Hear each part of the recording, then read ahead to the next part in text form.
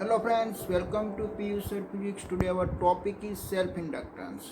Okay उस self inductance को समझने के पहले हम आगे का थोड़ा रिवाइज कर लेते। तो फर्स्ट ऑफ ऑल तो फिर का 3 एक्सपेरिमेंट और 3 एक्सपेरिमेंट में आपने क्या स्टडी किया कि भाई when ever the change in the flux is produce the induce EMF and this induced EMF is produced in the current and this current is opposition to produce magnetic field. Okay हम यहाँ से north pole को लेके जाते हैं towards the coils so that आपका कोयल भी कैसा बिहेव करेगा, नॉर्थ पोल जैसा बिहेव करेगा। तो नॉर्थ पोल और नॉर्थ पोल के बीच में क्या होती है, अपोजिशन होती है, दोनों अपोज कर रहे हैं एक दूसरे के साथ, ठीक है। और उसके कारण आपकी मैग्नेटिक की स्पीड भी वो डिक्रीज कर देती है, ठीक है। ओके क्यों, वो क्या करना चाहती है कि भाई ये नेचर का एक बेसिक रूल्स होता है कि भाई मैग्नेटिक फ्लक्स इंक्रीज या डिक्रीज होना उसको पसंद नहीं है। अगर ये इंक्रीज होगा तो क्या करेगा, वो डिक्रीज करेगा। अगर डिक्रीज हो जा रहा है, अगर आप कॉइल से अवे लेके जाते हो तो आपका मैग्नेटिक फ्लक्स में इसका डिक्रीज होने वाला है। और डिक्रीज होगा तब भी उसको नहीं पसंद है, तब भी उसका अपोज करके आपको एक साउथ पोल जैसा वो बिहेव करेगा और नॉर्थ पोल को उसकी अट्रैक्ट कर लेगा, ठीक है। ओके ऐसा एक बिहेव होता है। हमको फाइंड आउट हुआ कि भाई जब भी आपका मैग्नेटिक फ्लक्स चेंज होगा देन आपका हमारा इंड्यूस्ड EMF जनरेट होगा। So that induced EMF is equal to minus delta phi upon delta t. Okay then अपन हमने लेंस लॉ के बारे में स्टडी किया कि पहले लेंस लॉ क्या बताती है, direction of the electric current in the coil. Okay आपने एक नॉर्थ पोल लेके आते हो तो कोई भी एक नॉर्थ पोल बनानी है तो direction of the electric current होगी एंटी क्लॉकवाइज डायरेक्शन। अगर आप उसकी अवे लेके जाते हो तो उसको साउथ पोल बनानी है तो साउथ पोल बनाने के लिए वो मिस्टर मूवमेंट करेगा क्लॉकवाइज डायरेक्शन में, ठीक है। ऐसा सेम फिनोमिना अगर आप साउथ पोल लेके जाते हो तो उसको साउथ पोल बनानी है तो this current is flow in the clockwise direction. अगर आप उसकी अवे लेके जाते हो तो उसको नॉर्थ पोल बनानी है, इस करंट की डायरेक्शन होगी anti clockwise direction. Then after magnetic flux हम किसको बोलते हैं, is number of magnetic field line is passing through the area, it is known as a magnetic flux, is a phi is equal to B A cos theta, ठीक है। Okay हमको magnetic flux को change करनी है तो हमको किसकी value change करनी पड़ेगी, मैग्नेटिक फील्ड बी की वैल्यू चेंज करनी पड़ेगी, एरिया को चेंज करना पड़ेगा, का तो कम एंगल को चेंज करेंगे तो हमारा क्या होगा, मैग्नेटिक फ्लक्स चेंज होगा। मैग्नेटिक फ्लक्स चेंज होगा तो इंड्यूस्ड EMF जनरेट होगा और इंड्यूस्ड EMF जनरेट होगा तो इंड्यूस्ड करंट इसमें प्रोड्यूस होगा, ठीक है। ओके ये सारी फिनोमिना एक दूसरे के साथ एक लिंक हुई है, उसको आपको समझनी है। ओके देन आफ्टर हमने एक दूसरा क्या फाइंड हो किया, एक मोशनल EMF। तो मोशनल EMF में हमने क्या देखा, एक हमारा सिंपल सा एक पिकी रोड था, वो हमने एक स्लाइड करवाया। तो वहाँ पे एरिया मैक्सिमम हो रहा, एरिया आपका चेंज हो रहा है, सो दैट आपका फ्लक्स भी चेंज हो रहा है और फ्लक्स चेंज होगा तो एक इंड्यूस्ड EMF जनरेट होगा। किस में इंड्यूस्ड EMF जनरेट होगा, जो मूविंग कर रहा है इसमें इंड्यूस्ड EMF जनरेट होगा, एक पिकी रोड में इंड्यूस्ड EMF जनरेट होगा। और एक कैसा बिहेव करेगा, लाइक दिस एक बैटरी जैसा बिहेव करेगा। बैटरी में क्या होता है कि पॉजिटिव टर्मिनल और नेगेटिव टर्मिनल, तो दोनों एंड में क्या जनरेट हो जाएगा, एक अपोजिट पोटेंशियल डिफरेंस जनरेट हो जाएगा, ठीक है। ओके देन हमने स्टडी किया हुआ था एडी करंट के बारे में, ठीक है। What is the eddy current, तो हमने लास्ट टॉपिक में हमने देखा था एडी करंट के बारे में कि पहले हम यहाँ पे एक कॉइल रखे थे तो कॉइल में हमारा इलेक्ट्रिक करंट एक सर्कुलर मोशन में मूवमेंट कर रहा था। Whenever we are to consider is a one plate, एक one metallic plate and then after we have the one magnet is towards to the coils. तो towards to the coil यहाँ पे एक south pole available है तो वो भी क्या बनाएगा, साउथ पोल बनाएगा। तो साउथ पोल बनाने के लिए आपको करंट को एक क्लॉकवाइज डायरेक्शन में घुमाना ही है।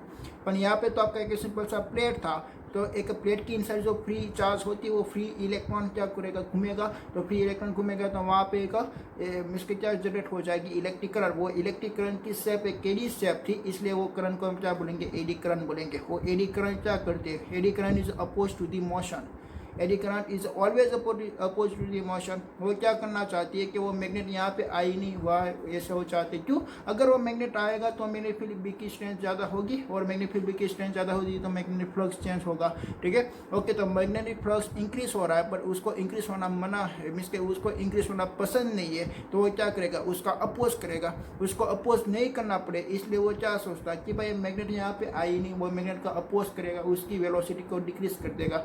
तो eddy current is always oppose to the motion. Then अपन उसकी एप्लीकेशन के बारे में हमने स्टडी किया था। फर्स्ट ऑफ ऑल उसकी एप्लीकेशन थी इलेक्ट्रोमैग्नेटिक डैम्पिंग, और जो ऑक्सीलेशन हो रही थी प्लेट उसका वो टाइम पीरियड क्या कर देगी, टाइम पीरियड उसका इंक्रीज कर देगी, ठीक है। टाइम पीरियड है मीन्स के पहले क्या था, हमारे पास मैग्नेट नहीं था। देन आपने वो एक वन ऑक्सीलेशन कंप्लीट करने के लिए वो उसका टाइम था only for 1 second. Then after उसका वन ऑक्सीलेशन कंप्लीट करने का टाइम उसको लगा 2 सेकेंड। बिकॉज वो उसकी टाइम वो उसका क्या कर रही है, अपोज कर रही है, ठीक है। ओके, देन आप एक ऐसा टाइम आएगा कि भाई वो क्या हो जाएगा, स्टॉप हो जाएगा। देन ऐसी मैकेनिज्म हम यहाँ पे गैल्वेनोमीटर में हम यूज़ कर रहे हैं। जो गैल्वेनोमीटर की जो निडल होती है और जो इंडिकेटर होती है, वो इंडिकेटर एक ऑक्सीलेशन प्रोसेस कर लेती है। क्यों ऑक्सीलेशन करेगी, क्योंकि मोशन ऑफ द इनर्शिया के कारण and then after restoring force के कारण वो एक सेंटर पे आना चाहती है, बट इनर्शिया ऑफ वेलोसिटी के कारण वो अपर डायरेक्शन की पे चला जाएगा। देन आफ्टर वो वापस से के सेंटर में एक फोर्स लगेगा तो एक डाउनवर्ड डायरेक्शन में आ जाएगा। तो ऐसे वो मिसके ऑक्सीलेशन मोशन करती है। वो ऑक्सीलेशन मोशन को आपको बंद करनी है और आपको एक परफेक्ट रीडिंग चाहिए। इसलिए हमने क्या कंसिडर किया था, एक सॉफ्ट आयरन रॉड कंसिडर किया हुआ था, उसकी अराउंड हमने एक कॉपर तार की वाउंडिंग की हुई थी, ठीक है। और एक कॉपर तार में से जब भी हम इलेक्ट्रिक करंट को पास आउट करवाएंगे तो एक प्रोड्यूस करेगा मैग्नेटिक फील्ड। ओके, तो वो जो मैग्नेटिक फील्ड प्रोड्यूस होगा, और देन आप हमने दो एक रेडियली मैग्नेट भी कंसिडर किया हुआ था, और दो रेडियली मैग्नेटिक फील्ड यहाँ पे लिंक होगी। तो मैग्नेटिक फील्ड लाइन लिंक होगी तो क्या होगा कि मैग्नेटिक फील्ड लाइन लिंक होने से वो एक अपोजिट डायरेक्शन में मैग्नेटिक फील्ड बना लेगा, और जो ऑक्सीलेशन मोशन कर रही है वो ऑक्सीलेशन मोशन को वो मिसके स्टॉप कर देगा, ठीक है। एक मिसके आपका एडी करंट वहाँ पे जनरेट हो जाएगा। तो एडी करंट क्या कर सकती है, एडी करंट उसकी मोशन का अपोज कर सकती है। देन पर दूसरी एप्लीकेशन हमने कहाँ पे देखी थी, इलेक्ट्रिक ब्रेकिंग सिस्टम में देखा था ट्रेन में, ठीक है। तो यहाँ पे इंडक्शन फर्नेस में हमारा मिसके जो हमारी जो इसके जो मटेरियल होती है वो मटेरियल को हमको हीट करवानी है और एलॉय को बनानी है। तो हम क्या करेंगे, एक हाई मैग्नेटिक फील्ड के इनसाइड उसको पुट कर देंगे और उसके पोर्ट में उसका भी फिनोमिना हमने स्टडी किया था। देन पे इंडक्शन मोटर का फिनोमिना भी हमने स्टडी किया हुआ था। देन आप इलेक्ट्रोमैग्नेटिक डैम्पिंग को डिक्रीज करने के लिए भी हमको क्या करना चाहिए, उसका एरिया को डिक्रीज करना चाहिए। अगर area is decrease so that resistance is increase, और resistance is increase so that electric current is decrease, ठीक है। ओके, तो इलेक्ट्रिक करंट आपका डिक्रीज हो जाएगा तो क्या होगा कि भाई I2R के मुजब आपका इसके हीट एनर्जी क्या हो जाएगी, रिड्यूस, इसके हीट एनर्जी प्रोड्यूस होगी। तो हीट एनर्जी का जो लॉस्ट है वो भी आपका कम हो जाएगा, ठीक है। ओके, हमने यहाँ तक हमने देखा था। देन आप पीएम को देखना है सेल्फ इंडक्टेंस के बारे में। Okay, today our topic is self inductance. What is the meaning of self inductance. हमने क्या कंसिडर किया, एक सिंपल सी हमने एक कॉइल कंसिडर किया। हम अभी तक हमने क्या स्टडी किया हुआ था कि भाई when ever the change in the flux is produce the induce EMF. Okay, वो इंड्यूस ईएमएफ जनरेट होगी तो इंड्यूस ईएमएफ क्या करेगी, इंड्यूस ईएमएफ इंड्यूस करंट को जनरेट करेगी, और इंड्यूस करंट अपोजिट डायरेक्शन में मैग्नेटिक फील्ड बना के उसकी जो चेंजेस हो रही है उसका वो अपोज करेगा। उसका बेसिक नेचर क्या है, उसका अपोज करना उसका बेसिक नेचर है। ओके, तो इसमें हम क्या कंसिडर करते थे, भाई आपके पास कोई एक करंट कैरिंग कोई कॉइल अवेलेबल है, इस पे ऊपर कोई एक मैग्नेटिक फील्ड लाइन आ रही है, और मैग्नेटिक फील्ड लाइन का भी सोर्स क्या होगा, इलेक्ट्रिक करंट होगा। वो मैग्नेटिक फील्ड लाइन यहाँ पे लिंक हो रही है, वो मैग्नेटिक फील्ड लाइन जब भी आपकी वैल्यू चेंज होगी तो यहाँ पे मैग्नेटिक फ्लक्स भी चेंज होगा, और मैग्नेटिक फ्लक्स चेंज होगा तो क्या इंड्यूस कर लेगा, इलेक्ट्रिक करंट इंड्यूस कर लेगा, ठीक है। ओके, तो वो इसमें एक इंड्यूस करंट जिसके प्रोड्यूस हुआ, वो इंड्यूस करंट किसके कारण प्रोड्यूस हुआ, चेंज ऑफ मैग्नेटिक फील्ड के कारण प्रोड्यूस हुआ। और मैग्नेटिक फील्ड लाइन भी किसके कारण प्रोड्यूस होती है, इलेक्ट्रिक करंट के पास प्रोड्यूस होती है, ठीक है। बट यहाँ पे हमारे क्या नेचर है, देखिए जैसे हमारे पास कोई एक सर्कुलर कोई कॉइल अवेलेबल, आप एज्यूम कीजिए कि भाई एक सर्कुलर कॉइल है, ठीक है। उसके साथ हमने बैटरी को लगाई हुई है। Whenever the switch is on, then आप यहाँ से इलेक्ट्रिक करंट का फ्लो होगा, और इलेक्ट्रिक करंट का फ्लो होगा तो उसकी अराउंड क्या प्रोड्यूस होने लगेगी, मैग्नेटिक फील्ड। वो मैग्नेटिक फील्ड लाइन कहाँ पे लिंक हुई, वो सेम कॉइल पे लिंक हुई, ठीक है। अगर वो सेम कॉइल पे लिंक होती है, अगर यहाँ पे मैग्नेटिक फील्ड लाइन लिंक होती है तो वो एक मैग्नेटिक फ्लक्स जनरेट करेगी, और मैग्नेटिक फ्लक्स का चेंज, यहाँ पे जो मैग्नेटिक फील्ड लाइन प्रोड्यूस हो रही है वेरिएबल मैग्नेटिक फील्ड लाइन है, तो यहाँ पे जो मैग्नेटिक फ्लक्स जनरेट होगा वो भी एक वेरिएबल मैग्नेटिक फ्लक्स होगा। तो वेरिएबल मैग्नेटिक फ्लक्स है वो क्या प्रोड्यूस कर लेगा, एक इंड्यूस ईएमएफ, वो एक इंड्यूस करंट मीन्स का प्रोड्यूस कर लेगा। ओके, यहाँ से करंट की डायरेक्शन ऐसी जा रही थी तो उसने जो प्रोड्यूस कर लिया वो करंट की डायरेक्शन ऐसी होगी। तो दोनों की करंट की डायरेक्शन क्या हो रही है, अपोजिट डायरेक्शन हो रही है। तो भाई यहाँ से एक इंड्यूस ईएमएफ जनरेट हो रहा है ए डायरेक्शन में, और इस कॉइल एक जनरेट कर लेगी अपोजिट डायरेक्शन में, तो टोटल ईएमएफ कितना जनरेट हुआ, जीरो। तो टोटल ईएमएफ इसमें जीरो है तो करंट कितनी आ जाएगी, जीरो आ जाएगी। हमने तो यहाँ से स्विच स्टार्ट की तो भी एक करंट कितनी बताती है, जीरो रीडिंग बताती है। क्यों, क्योंकि यहाँ पे एक इंड्यूस ईएमएफ जनरेट हुआ और उसकी अपोजिट डायरेक्शन में इलेक्ट्रिक करंट जनरेट हो गया, तो टोटल करंट आपकी कितनी हो गई, जीरो, ठीक है। ऐसा भी हो सकता है। ओके, तो ये सेल्फ इंडक्टेंस के बारे में हम स्टडी करते हैं कि भाई इसमें दूसरा क्या क्या मैकेनिज्म होता है, देन आप उसकी वैल्यू भी हम फाइंड आउट करते हैं और उसका यूनिट के बारे में भी हम देखते हैं, ठीक है। Okay, today our topic is self inductance. Inductance का क्या मीनिंग होना, इंड्यूस होना। वो इंड्यूस कैसे होता है वो आपको मालूम है। अभी तक हमने यहाँ पे देख के आए हैं कि भाई जब भी हमारे पास कोई कॉइल होती है और कॉइल पे मैग्नेटिक फील्ड लाइन लिंक होती है और उसमें मैग्नेटिक फ्लक्स जनरेट होता है, whenever the magnetic flux is a change is a produce the induce EMF. तो इंड्यूस ईएमएफ उसको हम क्या बोलते हैं, एक इंडक्टेंस बोलते हैं। बट सेल्फ का क्या मीनिंग हुआ कि भाई हमारे पास एक कॉइल अवेलेबल है, जैसे कि मैं यहाँ पे मैं ड्रॉ करता हूँ। एक सिंपल से हमारे पास ऐसी एक सोलेनॉइड है, ठीक है। सोलेनॉइड क्या होती है, वन टाइप ऑफ कॉइल ही होती है, एक स्प्रिंग जैसी होती है। ओके, तो उसको हमने बैटरी के साथ हमने कनेक्टेड कर दिया, ठीक है। और यहाँ पे हमने एक स्विच लगा दिया।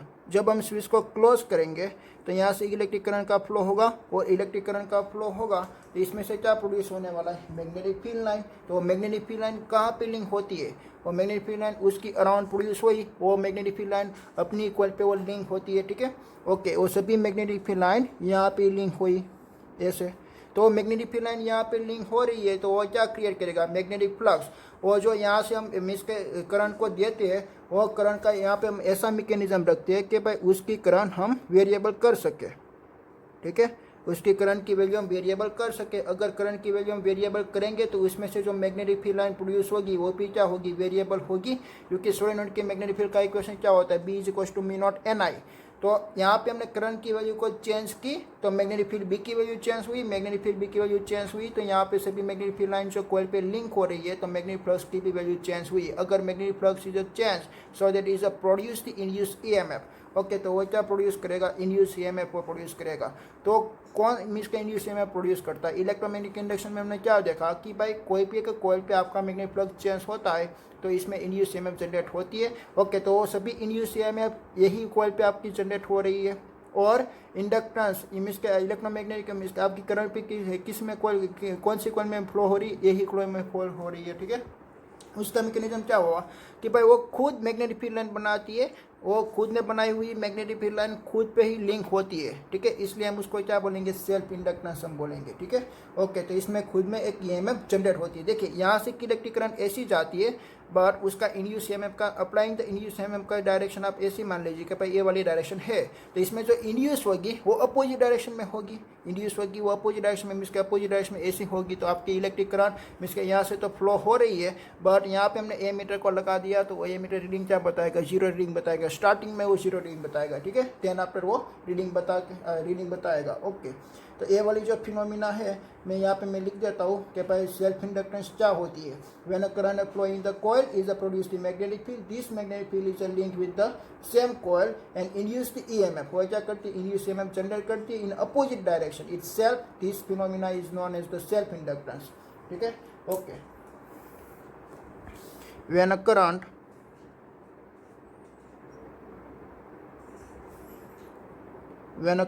flow in a coil, it produces a magnetic field.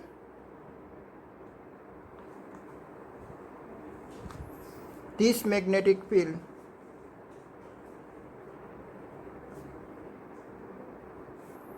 link with the same coil and induce EMF in opposite direction in itself. This phenomena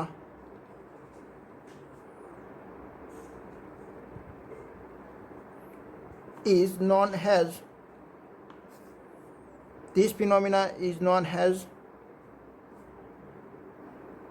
self inductance, ठीक है।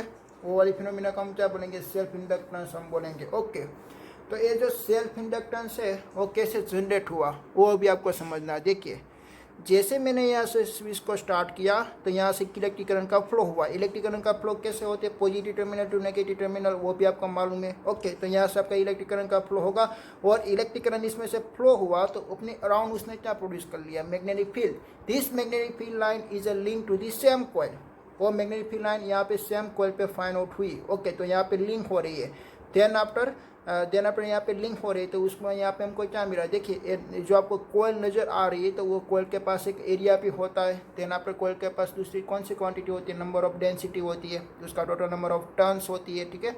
ओके, तो उसके कारण सभी मैग्नेटिक फील्ड लाइन यहाँ पे लिंक हो रही है, उसके कारण हमको क्या फाइंड आउट होगा, मैग्नेटिक फ्लक्स। पर हम तो क्या करना है, मैग्नेटिक फ्लक्स को लिंक करना है, इसलिए मैंने यहाँ पे एक मैकेनिज्म लगा दिया कि भाई जिसके कारण आप इलेक्ट्रिक करंट को चेंज कर सकते हो। ये रिओस्टेट है, वेरिएबल रेजिस्टेंस है, ठीक है।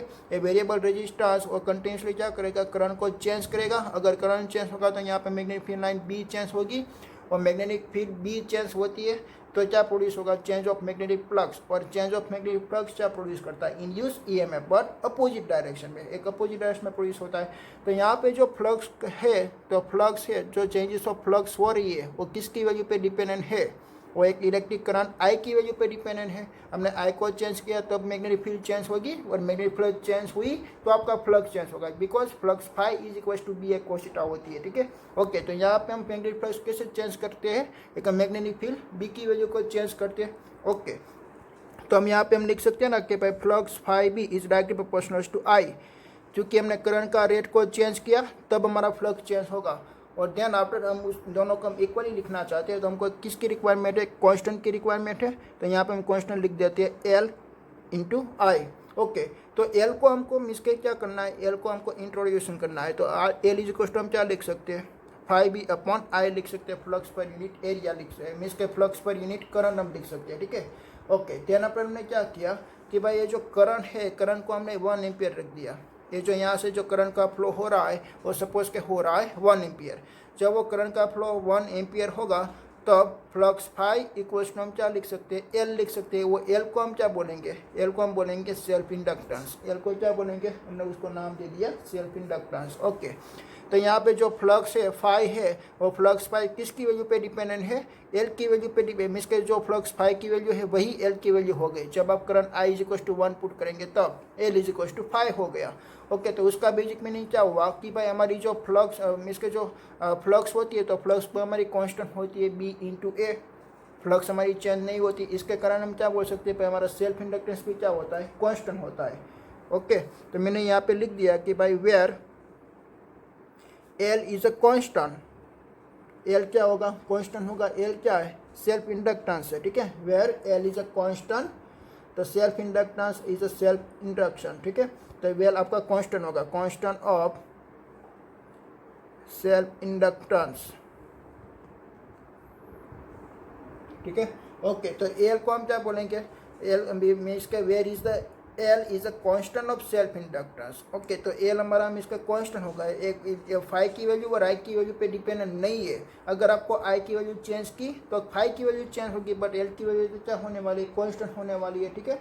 ओके, तो एल इज अ डिपेंड्स, तो एल किसकी वैल्यू पे डिपेंड है, एल है फ्लक्स की वैल्यू पे डिपेंडेंट है। और फ्लक्स की वैल्यू किसकी वैल्यू पे डिपेंडेंट होती है, मैग्नेटिक फील्ड बी और एरिया पे। यहाँ पे जो एरिया है, तो एरिया है और देना पे नंबर ऑफ टर्न्स है। आपने जो जियोमेट्रिक है, आपकी जो कोयल आपने कैसी कंसिडर की है, कंस्ट्रक्शन ऑफ और जियोमेट्रिक वे वो डिपेंडेंट है, ठीक है। ओके, जैसे कि हमारा बेसिक इक्वेशन ओम्स लॉ का था, V is equal to I R, so that I is equal to V upon are.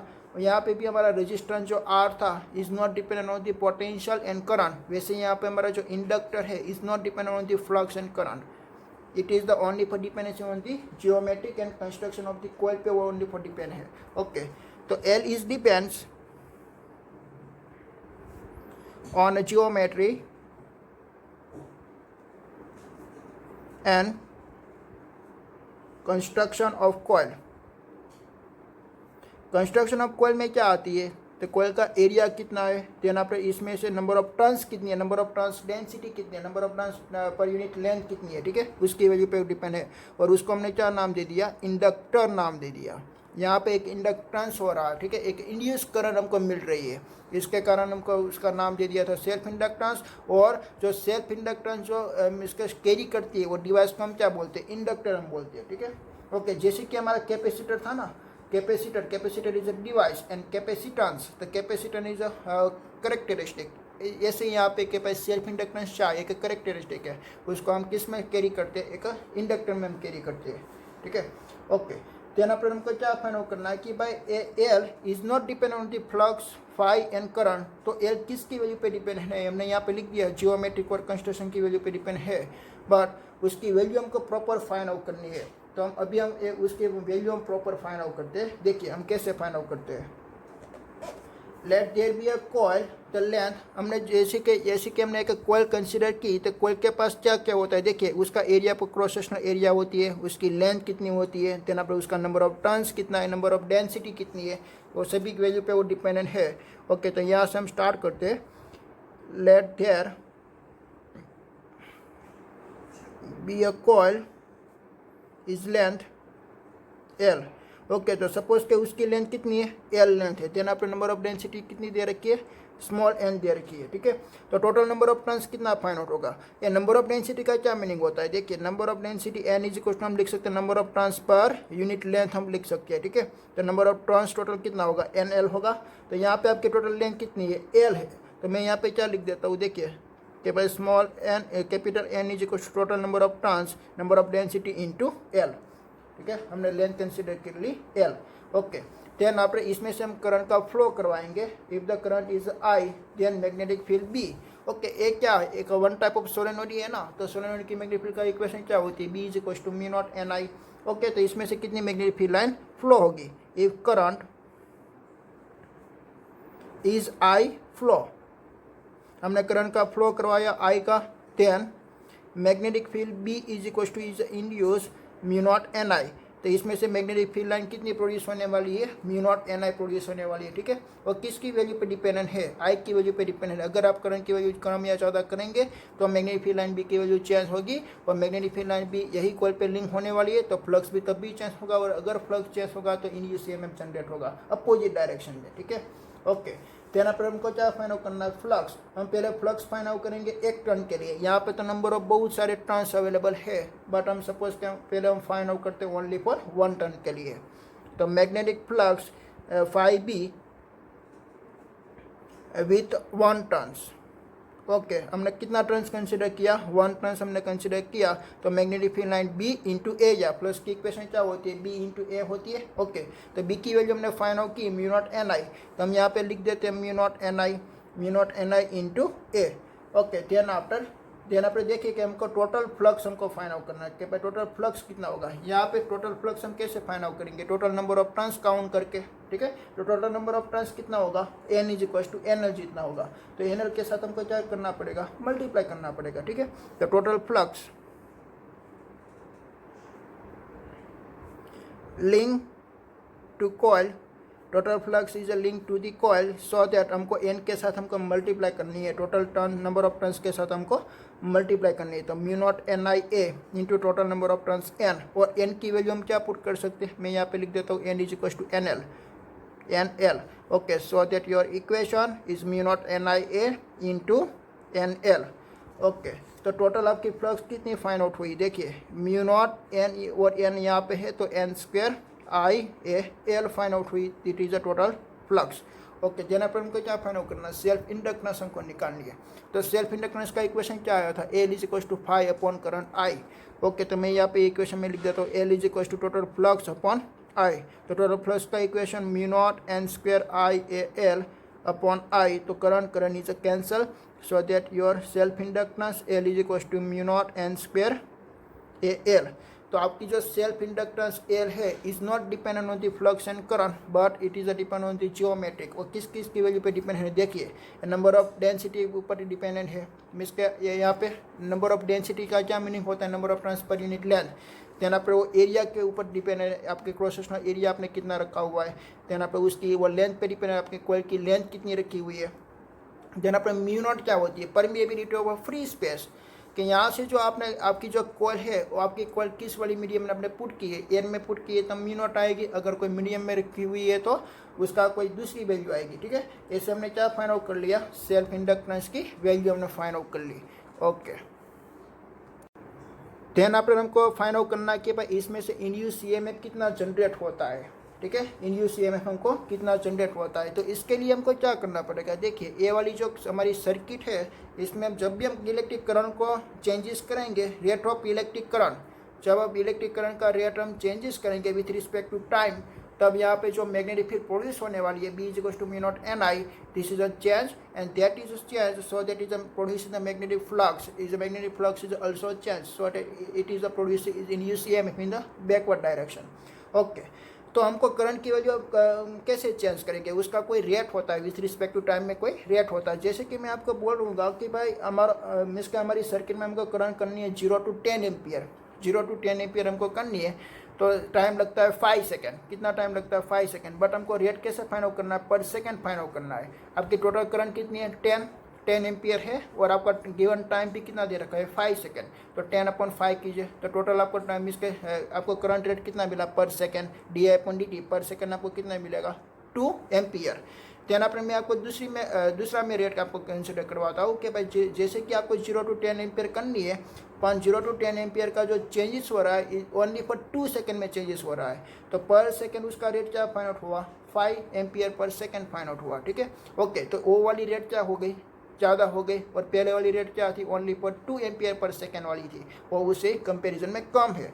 Okay, तो हम ऐसे क्या कर सकते हैं, उसका रेट हम डिफाइन कर सकते हैं। ओके, जैसे हमारा करंट रेट इसके आएगा, तो करंट रेट से हमारी मैग्नेटिक फील्ड लाइन B क्या होगी, चेंज होगी, और magnetic field line B change हुई, सो दैट फ्लक्स जो लिंक हो रही है इस सेम कॉइल पे वो भी चेंज होने वाली। अगर फ्लक्स चेंज होगा तो फेराडे नाम का साइंटिस्ट ने क्या बोला था, इंड्यूस EMF जनरेट हो जाएगा। वो इंड्यूस EMF उसकी प्रिंसिपल से हम यहाँ पे फाइंड आउट करेंगे। ठीक है, ओके, तो पहले हम जो सेंटेंस थे वो हम लिख देते हैं कि भाई कैसे हम करंट का चेंजेस करेंगे। ठीक है, when a current is a change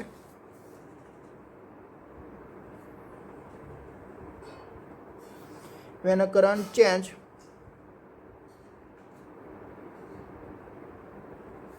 through a conductor, हम करंट को चेंज करेंगे जो कंडक्टर में से पास आउट हो रही है of the rate of DI/dt, एक करंट का रेट है। ठीक है, change of current with respect to change of time, then magnetic field B is also change,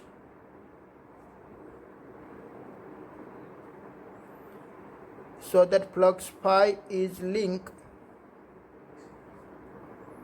with coil is also change, तो आपका फ्लक्स भी क्या हुआ, चेंज हुआ, and this induce opposing EMF in a coil। ठीक है, coil को आपने बैटरी के साथ लगाया हुआ है, तो इसका कोई एक EMF होगा, बैटरी का EMF होगा। ठीक है, it is applying the EMF, but उसके कारण जो इलेक्ट्रिक करंट का फ्लो होगा, मैग्नेटिक फील्ड लाइन प्रोड्यूस होगी, मैग्नेटिक फ्लक्स चेंज हुआ, तो उसके कारण एक दूसरा इंड्यूस EMF जनरेट हुआ, और जो इंड्यूस EMF जनरेट होगा वो अपोजिट होगा। ठीक है, वो वाली जो इंड्यूस EMF के अपोजिट होगा, इसलिए मैंने यहाँ पे क्या लिखा है, opposite EMF in the coil लिखा हुआ है। ओके, तो इंड्यूस EMF का बेसिक इक्वेशन फेराडे ने क्या दिया हुआ था, E = -Δ∅/Δt। ओके, तो यहाँ पे हम फ्लक्स फाई की वैल्यू क्या लिखेंगे, देखिए यहाँ पे L = ∅/I है, so that phi is equal to हम क्या लिख सकते हैं, LI हम लिख सकते हैं, so that E is equal to हम क्या लिखने वाले, -dLi/dt। बट इंडक्टेंस ये जो आपका L है वो तो क्या सेल्फ इंडक्टेंस, और सेल्फ इंडक्टेंस क्या होती है, एक कांस्टेंट होती है, तो कांस्टेंट का डिफरेंशियल नहीं हो सकता। ठीक है, तो वेरिएबल किसका है कि भाई करंट ही वेरिएबल है, तो इंड्यूस EMF की इक्वेशन क्या बन गई, -L/di/dt। ये आपके तीसरी इक्वेशन फाइंड आउट हो रही है, थर्ड इक्वेशन आपकी फाइंड हो रही है एक इंड्यूस EMF की। फर्स्ट इक्वेशन आपकी फेराडे ने दी थी -dϕ/dt, देन आपने मोशनल EMF ने आपने फाइंड आउट किया E = -BLV, देन आफ्टर ये है इंडक्टेंस की induce EMF of the inductors E = -L/di/dt। Okay, अब हम उसको इसके इस्टेब्लिश करना चाहते हैं, कैसे, देखिए इसमें से मैं L को मैं सब्जेक्टिव बना दूंगा। ओके, तो मैं L को मैंने सब्जेक्टिव बना दिया, तो उसका इक्वेशन कैसे फाइंड आउट होगा, induce EMF E/di/dt। Okay, di/dt क्या है, rate of change of current है। मैंने आपको बताया ना कि भाई मुझे करंट को चेंज करना है 0 to 10 एम्पियर, तो पहले लगती थी 5 सेकेंड, अगर 5 सेकेंड लगेगी तो पर सेकेंड में उसका रेट कितना फाइंड आउट हुआ, 2 एम्पियर। और दूसरी मैंने कॉइल कंसिडर की, तो इसमें करंट का रेट मीन्स के स्पीड से चेंज हो रहा था, ओनली फॉर 0 to 10 एम्पियर होने में ओनली फॉर 2 सेकंड लग रही थी, तो उसका रेट ऑफ चेंज कितना फाइंड आउट हो रहा था, करंट का 5 ampere per second find out हो रहा था। बट यहाँ पे हमको क्या कंसिडर करना है, देखिए यहाँ पे मुझे di/dt को 1 करना है, तो हम क्या करेंगे 1 सेकेंड में ओनली फॉर करंट का चेंजेस कितना होना चाहिए, 1 एम्पियर होना चाहिए। कि जैसे कि 1 सेकेंड पहले फर्स्ट सेकेंड में मीन्स के 0 सेकेंड में हमारा करंट हो रहा था 0, देन आपने 1 सेकेंड में हमारा करंट फ्लो होगा 1 एम्पियर, देन आपने 2 सेकेंड में करंट का फ्लो होगा 2 एम्पियर। तो कितना कितना चेंज हो रहा है, 1 एम्पियर का चेंजेस हो रहा है। तो हम उसको क्या बोलेंगे कि भाई रेट ऑफ करंट है आपका है वो 1 एम्पियर पर सेकेंड है। अगर हम ऐसा कर लेंगे, देखिए if di/dt is equals to 1 ampere per हम सेकेंड लिखेंगे, एम्पियर पर हम सेकेंड लिखेंगे तो क्या होगा, देखिए यहाँ पे हमने 1 लिख गया तो L is equals to E हो गया। तो हमारा इंड्यूस EMF क्या हो जाएगा, सेल्फ इंडक्टेंस हो जाएगा। हमारा इंड्यूस EMF क्या हो जाएगा, सेल्फ इंडक्टेंस। बट ये इंड्यूस EMF बैक EMF है क्योंकि वो अपोजिट डायरेक्शन में है। ओके, तो उसकी वैल्यू हम प्रैक्टिकली भी फाइंड आउट कर सकते हैं। कैसे प्रैक्टिकली फाइंड आउट कर सकते हैं, तो पहले तो हमने उसकी वैल्यू कैसे फाइंड आउट की थी, E is equal to L di/dt। But अभी हमको क्या करना था कि भाई देखिए L की हमने थियोरिटिकल वैल्यू फाइंड आउट की, दिस इज μ0 n² और L।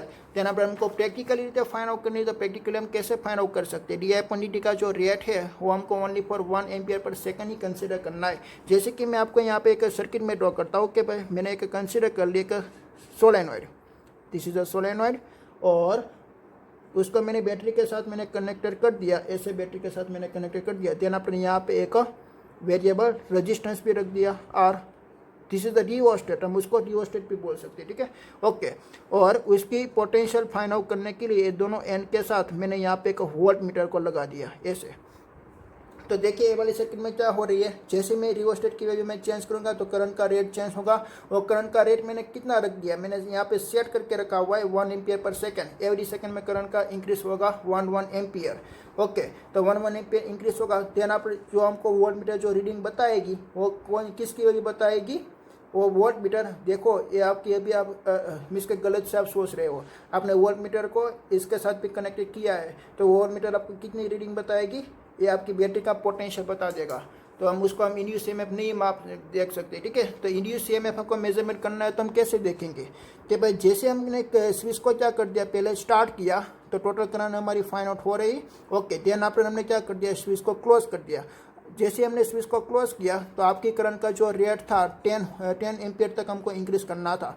तो 10 से अब 9 होगा, 8 होगा, 7 होगा, 6 होगा, देन पर 0 हो जाएगा। तो इतने में जितना भी टाइम लगता है वो टाइम पे हमको क्या फाइंड आउट कर लेना है, उसका पोटेंशियल।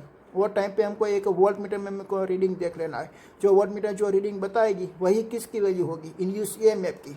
ख्याल आया, ऐसा क्यों किया, क्योंकि ये जो पहले वाली हम देखेंगे स्टार्टिंग में जो देखेंगे वो तो बैटरी वाली हमको नजर है, बैटरी का जो पोटेंशियल है वही वो मेजरमेंट करके देगा। बट हमने क्या कर दिया, स्विच ऑफ कर दिया। स्विच ऑफ कर दिया, देन अपने जो सर्किट में जो पोटेंशियल है, सर्किट में अभी भी जो EMF बचा हुआ है वो EMF क्या हुआ होगा, मीन्स के बैक EMF प्रोड्यूस हुआ होगा, वो इंड्यूस EMF होगा। वो इंड्यूस EMF की वैल्यू आपको मेजरमेंट करनी है, ठीक है। इसलिए आपको स्विच स्टॉप ऑफ कर देनी है। देन आपको पोटेंशियल डिफरेंस की वैल्यू फाइंड आउट करनी है, और जितनी भी रीडिंग बताएगी वही हमारी इंड्यूस EMF की वैल्यू होगी। जैसे कि बेसिक में आपको एक इसका एक एग्जांपल देता हूँ कि हमारे पास एक कोयल अवेलेबल थी AC, तो उसकी हमने पोटेंशियल की वैल्यू हमने देखी। जब हमने स्विच को ऑफ कर दिया तब हमको पोटेंशियल की रीडिंग बता रही है 100। तो वो किसकी वैल्यू आ गई, सेल्फ इंडक्टेंस की वैल्यू आ गई 100। देन अपन हमने दूसरी कॉइल कंसीडर की, तो दूसरी कॉइल कंसीडर की, इसमें हमने पोटेंशियल मीटर की मीन्स के वैल्यू फाइंड आउट की, वोल्ट मीटर की वैल्यू हमने नोट डाउन की, तो उसकी वैल्यू आ रही थी 40। तो उसका मीनिंग क्या हुआ कि भाई पहले वाली कॉइल का इंडक्टेंस ज़्यादा है, वो और ज़्यादा इंड्यूस EMF जनरेट कर लेती है, और ये दूसरी वाली कॉइल का इंडक्टेंस कम है और कम वो इंड्यूस EMF जनरेट करेगी। तो उसका मीनिंग क्या हुआ कि भाई हमारा जो इंडक्टेंस होता है वो किस किस की वैल्यू पे डिपेंडेंट है, μ0 n² और L के ऊपर वो डिपेंडेंट है, ठीक है। तो जो पहली वाली कॉइल थी उसका क्रॉस सेक्शनल एरिया ज़्यादा होगा या नंबर ऑफ डेंसिटी ज़्यादा होगी दूसरी वाली कॉइल के कंपैरिजन में, ऐसा प्रैक्टिकली आप सोच सकते हो, ठीक है ओके। तो हमने ये प्रैक्टिकली हमने क्या फाइंड आउट किया, इंड्यूस EMF। ख्याल आया कैसे फाइंड आउट किया, जब आप स्विच स्टॉप करेंगे तब इसमें जो पोटेंशियल डिफरेंस बताएगा वही हमारा इंड्यूस ईएमएफ होगा और वही इंड्यूस ईएमएफ हमारा इंडक्टेंस होगा। बट इसके लिए हमने क्या कर दिया, जो करंट का रेट है वो करंट का रेट हमको करना पड़ेगा 1 एम्पियर पर सेकेंड। तो ऐसे हम उसको क्या फाइंड आउट कर सकते हैं, सेल्फ इंडक्टेंस फाइंड आउट कर सकते हैं। ठीक है, ओके। तो सेल्फ इंडक्टेंस कैसे फाइंड आउट किया उसका मैं यहाँ पे सेंटेंस लिख देता हूँ। Self inductance of the coil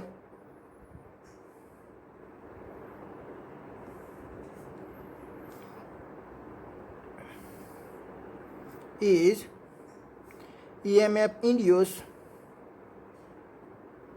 in the coil। तो दोनों की वैल्यू क्या आएगी, सेम आएगी। व्हेन, कब सेम आएगी, जब हम रेट कितना रखेंगे, 1 एम्पियर पर सेकेंड रखेंगे। When rate of change current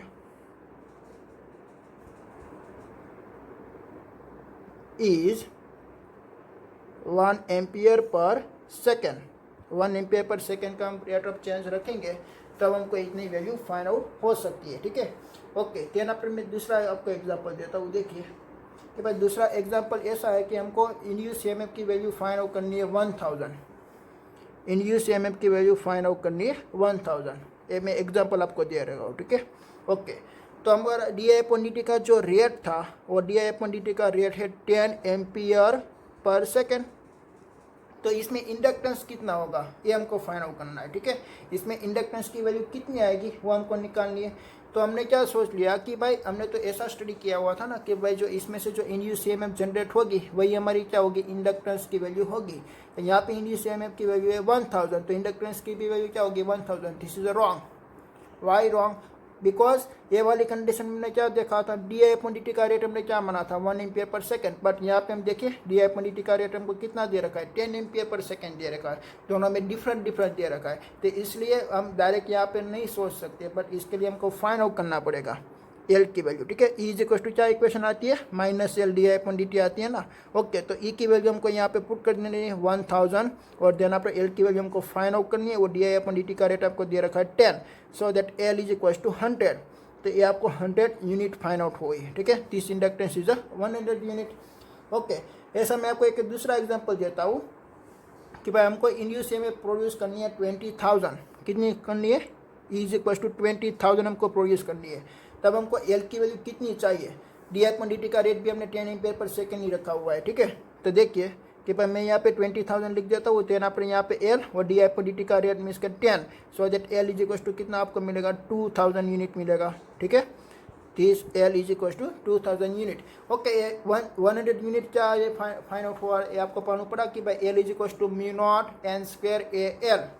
जो आपकी एल की वैल्यू होती है ना, एल की वैल्यू हमने फाइंड आउट की थी μ0n²AL। इसमें नंबर ऑफ टर्न्स, एरिया और लेंथ आप ऐसी रखिए कि भाई जिसके कारण उसकी यूनिट कितनी आए, 100 आए।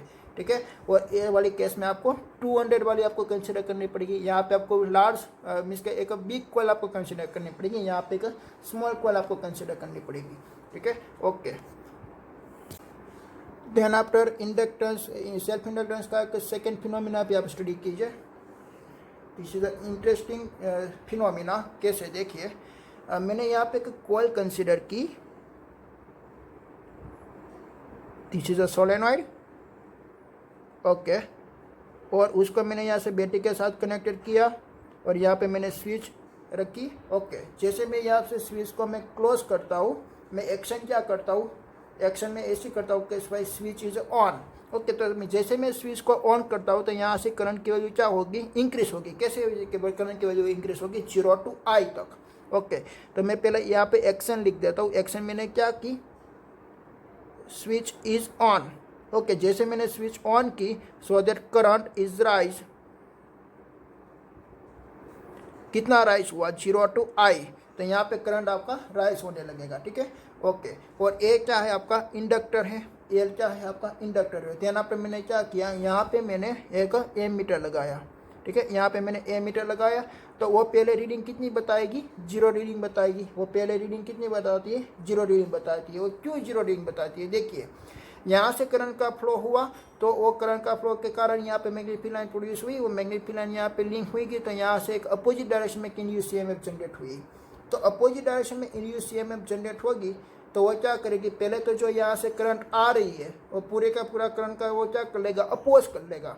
देन आप वो इसमें से थोड़ी अमाउंट की करंट को पास आउट करके देगा, देन आप और ज़्यादा करंट को पास आउट होगा। और वैसे आपका यहाँ पे जो एमीटर लगाया हुआ है वो इनिशियल कंडीशन पे 0 रीडिंग बताएगा, देन आप उसकी वैल्यू ग्रेजुअली इंक्रीज होगी और एक ऐसा टाइम आएगा कि भाई उसकी वैल्यू एक कांस्टेंट हो गई। 0 to 10 एम्पियर आपको करनी थी, ठीक है। ओके, तो उसकी इंड्यूस ईएमएफ की इक्वेशन क्या होती है वो तो आपको मालूम है कि भाई E = -L/di/dt। तो वो क्या करती है, देखिए rate of change of current क्या करती है, वो इंडक्टेंस है, मीन्स कि आपका जो इंड्यूस ईएमएफ है उसको बैकवर्ड डायरेक्शन में वो प्रोड्यूस कर देती है।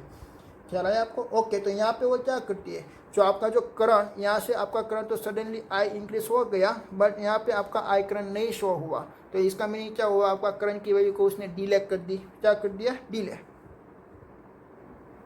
किसकी वैल्यू को डिले की, delay in current is increase. Okay, तो उसका उसने अपोज किया, डिले इन करंट इंक्रीज, ठीक है। Okay, then after oppose the rise of current, वो क्या करती है, induce EMF oppose the rise of current.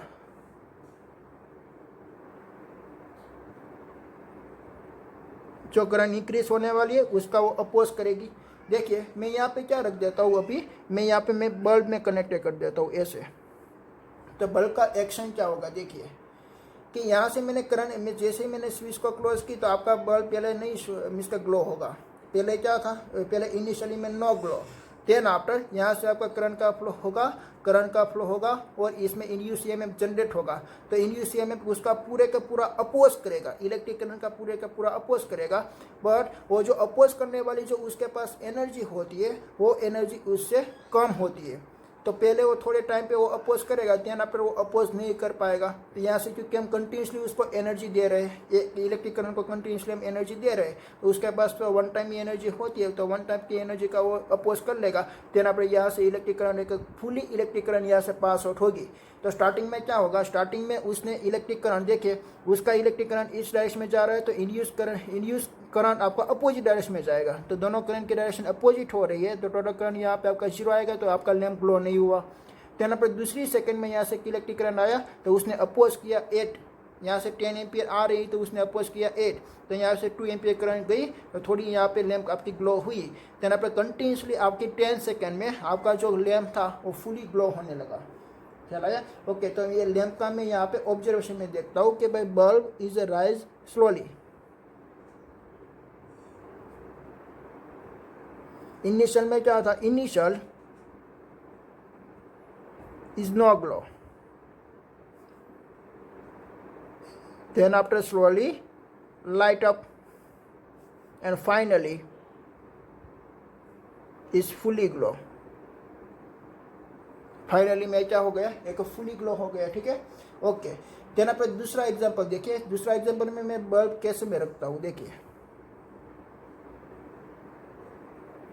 ये आपके एक सोलेनोइड जैसे एक कॉइल है और यहाँ पे एक बैटरी मैंने लगाई हुई है, यहाँ पे एक स्विच अवेलेबल है और यहाँ पे मैंने लैंप लगाया हुआ है ऐसे, this is a bulb. Okay, तो देखिए यहाँ से इलेक्ट्रिक करंट आएगी, ठीक है, यहाँ पे इलेक्ट्रिक करंट आएगी, तो इलेक्ट्रिक करंट ये जंक्शन पॉइंट है, तो इलेक्ट्रिक करंट यहाँ से AC भी जा सकती है और AC भी जा सकती है।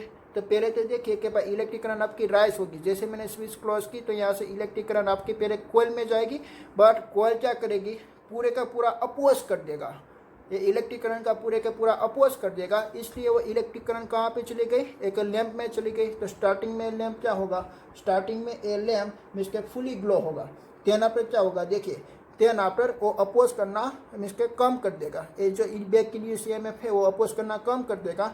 देन आफ्टर ये इलेक्ट्रिक करंट यहाँ से चली जाएगी, क्योंकि वो जो है ना तो उसके पास कोई रेजिस्टेंस नहीं है। लैंप के पास क्या होती है, इंटरनल रेजिस्टेंस होती है, ठीक है, उसके पास थोड़ी रेजिस्टेंस होती है, बट इनिशियल कंडीशन में कोयल ने पूरे का पूरा अपोज कर दिया, तो करंट को फ्लो करनी है, एक सर्कुलर मोशन बनानी है, तो उसके पास एक ही रास्ता है कि पहले लैंप से पास आउट होना पड़ेगा।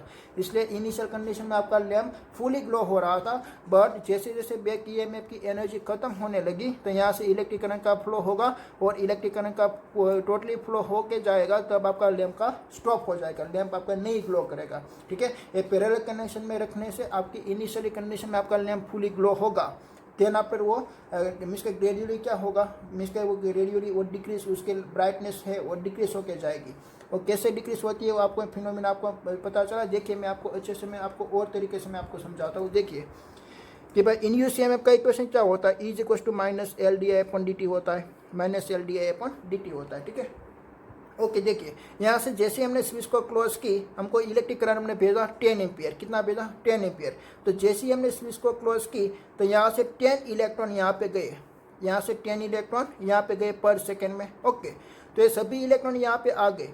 देन पर दूसरी सेकंड में हमने 10 इलेक्ट्रॉन और भी भेजे, पर ये 10 और 10 इलेक्ट्रॉन क्या करेगा, वो जो 10 इलेक्ट्रॉन आने वाला है ना उसका वो अपोज करेगा। एक कोयल है हमने यहाँ से बैटरी के साथ कनेक्टेड की, पहली 1 सेकंड में यहाँ से कितना चार्ज आएगा, 10 इलेक्ट्रॉन जाएगा, तो 10 इलेक्ट्रॉन चला गया पहली 1 सेकंड में, ठीक है। और दूसरी 1 सेकंड में यहाँ से वापस एक 10 इलेक्ट्रॉन को भेजा, तो जो वापस 10 इलेक्ट्रॉन को भेजेगा तो यहाँ पे ऑलरेडी 10 इलेक्ट्रॉन था, और इलेक्ट्रॉन के बीच के रिपल्सिव फोर्स होता है, तो उसने क्या किया वहाँ पे फोर्स लगाया और 8 इलेक्ट्रॉन को ही अंदर आने दिया। तो d i upon d t का रेट कितना हो गया, 8 हो गया।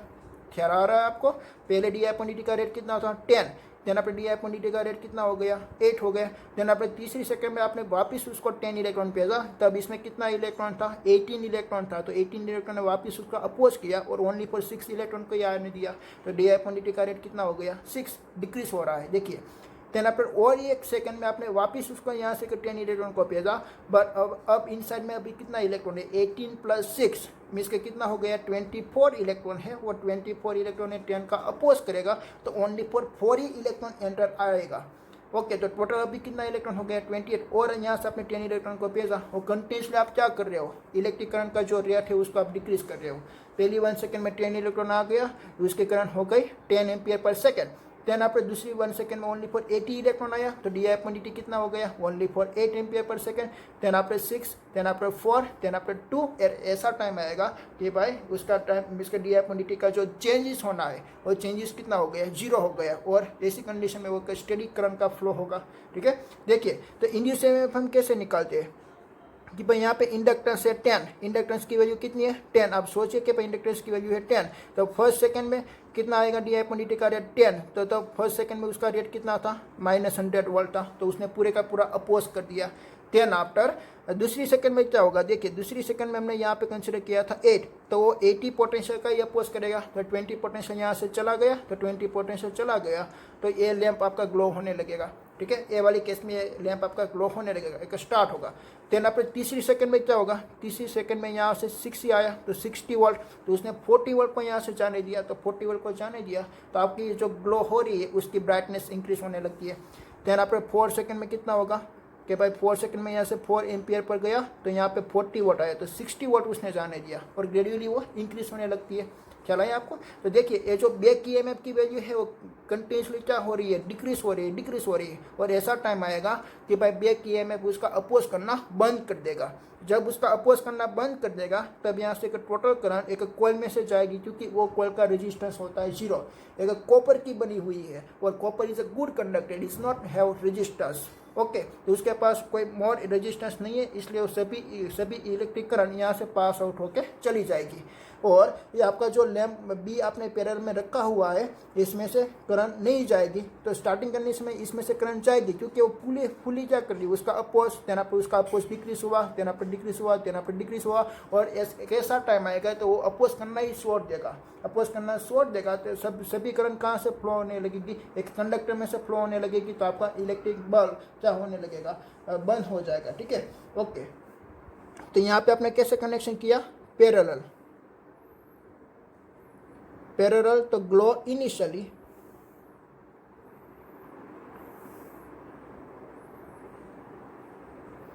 then after dim, then after stop glow, ठीक है। फाइनली क्या हो गया, स्टॉप ग्लो हो गया, ठीक है। In this situation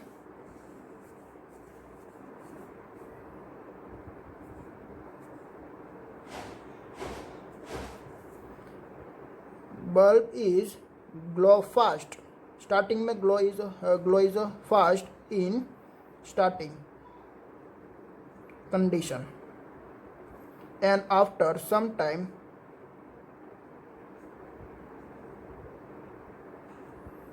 current is passing through in inductor, then आप वो करंट कैसे पास आउट होने लगेगा, इंडक्टर में से पास आउट होने लगेगा, बिकॉज इंड्यूस ईएमएफ की वैल्यू क्या होने लगेगी, बैक ईएमएफ की वैल्यू डिक्रीज होने लगेगी, ठीक है, उसका रेट डिक्रीज होने लगेगा। So that E is equal to minus L d i upon d t. यहाँ पे हमने मिसके कैसे लगाया था, बल्ब को सीरीज में लगाया था, और यहाँ पे हमने बल्ब को कैसे लगाया, पैरेलल में। तो सीरीज में लगाने और पैरेलल में लगाए, ये दोनों का डिफरेंस फाइंड आउट होगा। देखिए, तो सीरीज में लगाने से क्या होगा, बल्ब इनिशियल कंडीशन में स्टॉप था, इसका नहीं ग्लो हो रहा था, ठीक है, देन आप वो राइजली इसके लाइट अप होने लगेगा, और एक स्टार्ट एक फाइनली में क्या होगा, एक फुली ग्लो होगा। देन आप ए वाले केस में देखिए कि इनिशियली में वो फुली ग्लो हो रहा है, देन आप वो ग्रेजुअली डिम होके जाएगा, और लास्ट में वो फ्यूली स्टॉप हो जाएगा, ठीक है। ओके, तो वो क्या कर रही है, opposing is EMF is gradually taper of. यहाँ पे मैं एक सेंटेंस लिख देता हूँ, opposing EMF is gradually tapers of.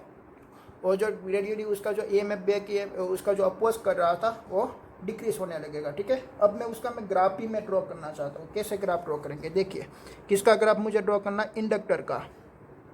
Inductor में से कैसे इलेक्ट्रिक करंट का फ्लो होगा उसका मुझे ग्राफ ड्रॉ करना है।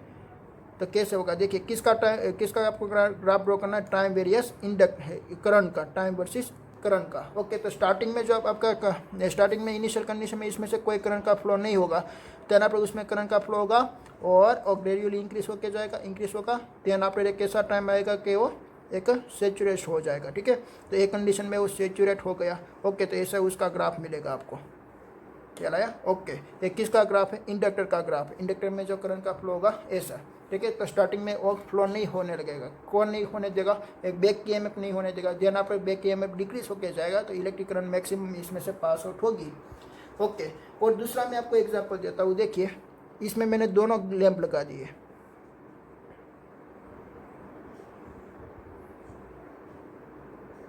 ये है बैटरी और यहाँ पे है स्विच। एक ऐसा मैंने लैंप लगाया, देन आप दूसरा मैंने एक लैंप यहाँ पे लगाया, this is the B2 lamp, this is the B1 lamp. अब क्या होने लगेगा, देखिए, पहले करंट आपका यहाँ से एक स्टार्ट होने लगेगा, वो करंट किस में जाएगा, वो करंट ये इंडक्टर में नहीं जाएगा, because induce EMF back EMF है, वो 100 वोल्ट का बैक ईएमएफ लगेगा, तो पहले कहीं किस में जाएगा, ये B1 लैंप में जाएगा। तो इनिशियल कंडीशन में आपका B1 लैंप क्या होगा, ग्लो होगा, बट B2 लैंप आपका ग्लो होगा नहीं होगा। देन अपने यहाँ से दूसरी सेकंड में आई करंट, तो इसमें से गया और B2 का ग्लो होना स्टार्ट हो गया, देन अपने स्लोली क्या होके जाएगा, B1 स्टॉप हो जाएगा, ठीक है। ओके, उसका आपको रिजल्ट यहाँ पे लिख देना है। Initially B1 is a full glow and B2 is a off condition. Then after या तो फाइनली में क्या लिख सकते हैं, B2 is a full glow, B2 is a full glow, then after B1 is a off condition, ठीक है। ये हमको यहाँ पे रिजल्ट मिली। देन आपको ये स्टडी करना है कि भाई इसमें इंड्यूस ईएमएफ किस डायरेक्शन में जनरेट होती है। देखिए,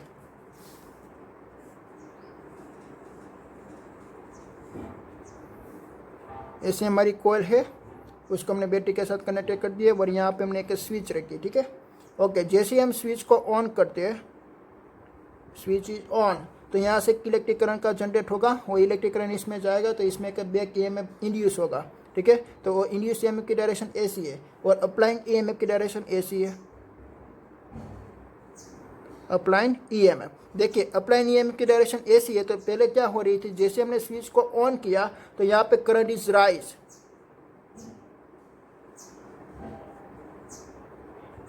तो जो यहाँ पे करंट राइज हो रही है, तो इसके कारण मैग्नेटिक लाइन बी भी चेंज हो रही है और बी चेंज हो रही है, तो फ्लक्स भी आपका इंक्रीज हो रहा है। बट नेचर का क्या रूल्स होता है, जो मिसके आपका चेंजेस हो रहा है उसका अपोज करना है। तो यहाँ पे किसकी वैल्यू चेंजेस हो रही है, करंट की वैल्यू चेंजेस हो रही है ना, तो करंट की वैल्यू हमको क्या करनी है, डिक्रीज करनी है, ठीक है। करंट इज अपोज, तो यहाँ पे हमको करंट का क्या करना है, करंट का अपोज करना है। तो करंट का अपोज करने के लिए यहाँ पे जो इंड्यूस ईएमएफ जनरेट हुई उसकी डायरेक्शन अप्लाइंग ईएमएफ से opposite direction I, this is the induce EMF की डायरेक्शन फाइंड आउट हुई, ठीक है। जब हम स्विच ऑन करते ए वाली कंडीशन पे, करंट को क्यों अपोज करना है, when the current is increase, because आपका करंट इंक्रीज हो रहा है when current is increased so that current is opposed. Okay, दूसरी कंडीशन देखिए, जब आप स्विच ऑफ करते हो तो क्या होता है,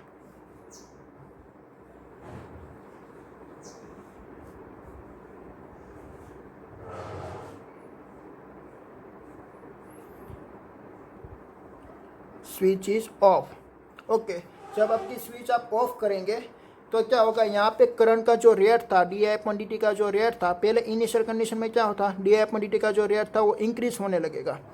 देन आपने हम जैसे ही स्विच को क्लोज करेंगे तो d i upon d t का रेट क्या होगा, डिक्रीज होने लगेगा. देखिए पहले d i upon d t current की वैल्यू कितनी आ रही थी, 10 ampere, then after 8 ampere, then after 6 ampere, then after 4 ampere, ऐसे ऐसे और डिक्रीज होकर जाएगी. तो यहाँ पे करंट क्या हो रही है, करंट इज डिक्रीज. यहाँ पे करंट क्या हो रही है, करंट डिक्रीज हो रही है. यहाँ पे करंट क्या हो रही थी, 0 to I हो रही थी, और यहाँ पे करंट क्या हो रही है, डिक्रीज हो रही है. करंट इज I to 0 हो रही है, दिस इज अ डिक्रीज. तो देखिए यहाँ पे जो करंट इंक्रीज हो रही थी उसका अपोज कर रहा था, तो यहाँ पे जो करंट डिक्रीज हो रही थी उसका अपोज करेगा. तो उसका अपोज करेगा तो क्या करेगा, वो इलेक्ट्रिक करंट को इंक्रीज कर लेगा. वो कैसे करेगा, देखिए तो यहाँ पे इंड्यूस ईएमएफ की डायरेक्शन कैसी थी, अपोजिट टू अप्लाइंग ईएमएफ की थी. बट यहाँ पे क्या हो रही है, तो करंट की वैल्यू डिक्रीज हो रही है, करंट की वैल्यू डिक्रीज हो रही है, so that magnetic field line की वैल्यू की डिक्रीज हो रही है. बट उसको डिक्रीज होना पसंद नहीं आया, तो वो क्या करेगा, उसको सपोर्ट देगा. उसको सपोर्ट देगा तो इंड्यूस ईएमएफ की डायरेक्शन कैसी हो जाएगी, चेंज हो जाएगी, ईएमएफ इंड्यूस. ठीक है, ये इंड्यूस ईएमएफ की डायरेक्शन चेंज हो गई, वो उसको सपोर्ट कर रहा है, इलेक्ट्रिक करंट को इंक्रीज कर रहा है. देखिए पहली सेकंड में उसका इलेक्ट्रिक करंट 10 था, हमको 10 ही रखना है, तो वो क्या कर देगा, +2, देन आपने +4, देन आपने +6, और 10 का 10 ही रखेगा. चलाया, क्योंकि इंड्यूस ईएमएफ का नेचर क्या होता है, वो कैसे इंड्यूस ईएमएफ को जनरेट करती है, जो अपोजिट होती है, मीन्स के वो अपोजिट का नेचर रखती है. जैसे कि पहले यहाँ पे इलेक्ट्रिक करंट आपका राइज हो रहा था, तो उसने करंट की डायरेक्शन को अपोज करने के लिए उसने अपोजिट डायरेक्शन में बना दिया. देन आपने यहाँ पे इलेक्ट्रिक करंट डिक्रीज हो रहा है, तो उसका वो सपोर्ट करके उसकी करंट की वैल्यू को वापस क्या कर देता है, इंक्रीज कर देता है. ठीक है, कब तक वो इंक्रीज करेगा, जब तक उसके पास एनर्जी है तब तक. देन आपने आपका वापस इलेक्ट्रिक करंट तो 0 ही होने वाला है. बट जब तक उसके पास एनर्जी है तब तक वो उसका कंप्लीटली वो फुली सपोर्ट करेगा, और करंट की वैल्यू वो मैक्सिमम रख सकता है. ठीक है, ओके. तो मैं यहाँ पे क्या लिख देता हूँ कि भाई induce EMF in the direction of the current. यहाँ पे इंड्यूस ईएमएफ के कौन सी डायरेक्शन में, इलेक्ट्रिक करंट की डायरेक्शन में है. इलेक्ट्रिक करंट आपके इसी डायरेक्शन में जा रही थी. EMF induce in direction of current. ठीक है, यहाँ पे इंड्यूस ईएमएफ की डायरेक्शन कैसी है, करंट की डायरेक्शन में है. ओके, देन आफ्टर हमने सेल्फ इंडक्टेंस के बारे में तो स्टडी कर लिया, बट उसका यूनिट डिराइव करना बाकी है कि भाई उसका यूनिट क्या होगा, हेनरी होगा. क्या होगा, हेनरी. तो मैं यहाँ पे यूनिट के बारे में मैं लिख देता हूँ, यूनिट ऑफ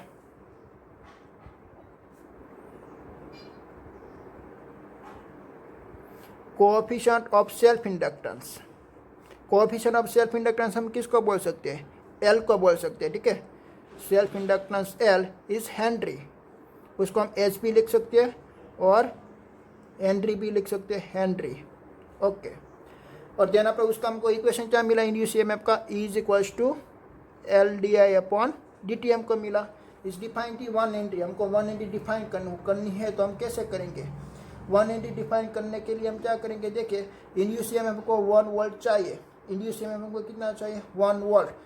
1 वोल्ट चाहिए तो हमको क्या करना पड़ेगा, D i upon d t का रेट भी कितना करना पड़ेगा, 1 एम्पियर पर सेकेंड. जब हम D i upon d t का रेट 1 एम्पियर पर सेकेंड करेंगे और इसमें से जो इंड्यूस ईएमएफ हमको 1 वोल्ट जनरेट होगा, तब हमारा सेल्फ इंडक्टेंस कितना कहलाएगा, तब हमारा सेल्फ इंडक्टेंस 1 हेनरी कहलाएगा. चला आपको. ठीक है, मैं क्या बोलता हूँ, देखिए आपको D i upon d t का रेट का कितना चेंज करना है. यहाँ से आपका इलेक्ट्रिक करंट आएगा तो इलेक्ट्रिक करंट का रेट आपको चेंज करना है, कितना, 1 एम्पियर पर सेकेंड. 1 एम्पियर पर सेकेंड आप चेंज करेंगे, और आपको ऐसी कोयल ऐसी बनानी है. ये आपका कोयल का डिज़ाइन ऐसा बनाना है कि जैसे हमने यहाँ पे वोल्ट मीटर को लगाया और स्विच बंद कर दिया, तो वोल्ट मीटर का रीडिंग कितना आना चाहिए, 1 वोल्ट.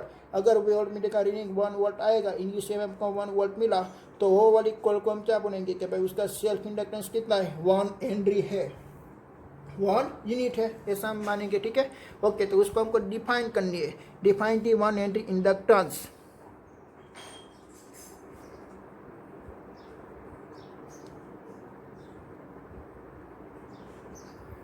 ओके, तो उसके आप डेफिनेशन लिखिए, D i upon d t का रेट 1 करना है और इंग्लिश में हमको 1 वोल्ट करनी है. 1 Henry is the inductance of that coil across which an EMF of 1 volt, उसका EMF कितना हो 1 volt is induced when rate of change